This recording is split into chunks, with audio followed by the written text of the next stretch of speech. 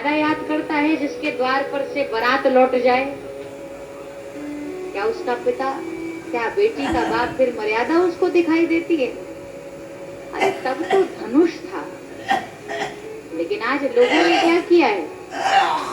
लोगों ने दहेज को ही एक धनुष का रूप दे दिया है। ये सत्य है। बहुत सारे ऐसे लड़के मिल जाएंगे, अगर लड़की का बाप सर की पगड़ी लड़के के चरणों में रख करके कहे कि भैया हम आपको कार नहीं दे सकते, लेकिन हमने बिटिया को संस्कार दिया, तो आजकल के लड़के कई ऐसे होते हैं, कुछ तो बहुत अच्छे होते हैं, सबके लिए नहीं है, लेकिन जो ऐसा करते हैं उनके लिए वो समझें और अपने आप पर विचार करें।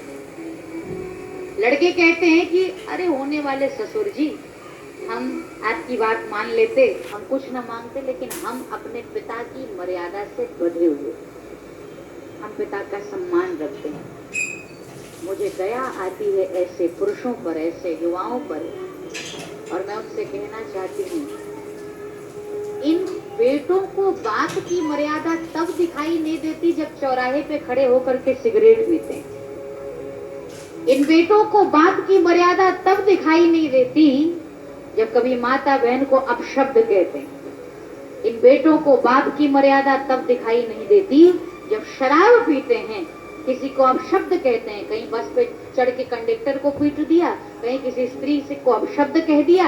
इन लड़कों को बाप की मर्यादा तब नहीं दिखती, लेकिन अगर गरीब बेटी का बाप पहुंच जाए और कहे भैया आपके हाथों में हमारी इज्जत है, तो हाथ जोड़ के कहते हैं कि हम तो बाप की मर्यादा से बंधे। ऐसा होना नहीं चाहिए। इस दहेज ने न जाने कितनों का जीवन बर्बाद कर दिया।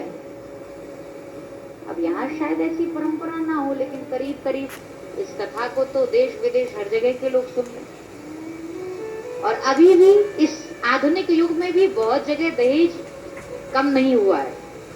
तो मेरा निवेदन है कि अगर आपके यहाँ भी ये सिस्टम, ये प्रथा है, इसको सर्वथा समाप्त कीजिए, समाप्त कर देना चाहिए। बेटी का हमेशा सम्मान होना चाहिए। इस दहेज के कारण कितनी माताएं, कितनी स्त्रियां गर्भ में ही बेटी को समाप्त कर देती है। बेटी को समाप्त होना पड़ रहा है संसार से, बेटी को मार दिया जा रहा है।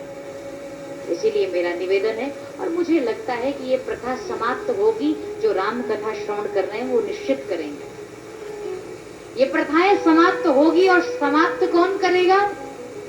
इस दहेज रूपी धनुष को ना गुणवान तोड़ सकता है, ना चरित्रवान तोड़ सकता है, ना पहलवान तोड़ सकता है, ना विनम्रवान तोड़ सकता है, ना रूपवान तोड़ सकता है, ना शीलवान तोड़ सकता है। अगर तोड़ सकता है तो केवल अपने भारत का नौजवान तोड़ सकता है। माताओं, अपने भारत का नौजवान इस प्रथा का सर्वथा सर्वनाश कर सकता है। समाप्त कीजिए ऐसी प्रथाओं को।